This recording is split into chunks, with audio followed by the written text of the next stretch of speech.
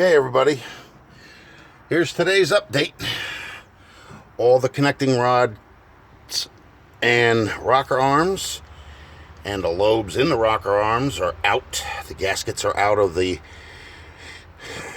intake manifold area, front and rear. Still got a little cleaning to do in the rear, but that canister thing comes out. There's a flathead screw. I think it's bolted in by one thing there, and there might be something underneath the sludge, so I'll have to do a little digging. But next will be this generator, and then the exhaust manifold bolts. And once I get done with that, then it'll be time to yank the head bolts. And then if we have a problem with the rings, then I will drop the oil pan, which I'm going to have to do anyway, clean the oil pump, remove the connecting rod caps and bearings, and push the push rods with the pistons through the cylinders and pull them out and put new rings on them. And it's not that complicated doing this. Most of the top of the car came off in a matter of 28 minutes. I recorded that on video the other day.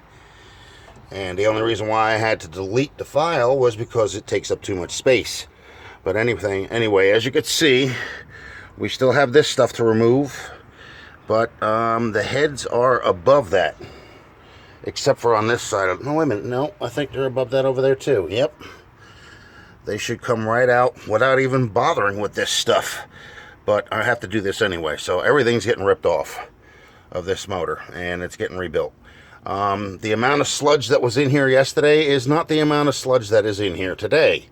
As you could see, yesterday that canister thing in the back was filled with a whole bunch of, like, I don't know, it looked like little stones all the way around it, and it was about maybe 3 inches thick.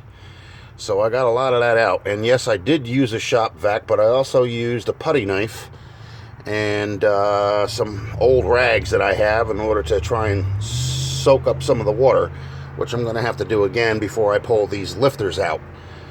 They're staying in because I don't want all that shit below. So like and subscribe, and don't forget to hit that bell for post notifications. Okay? Well, let's see.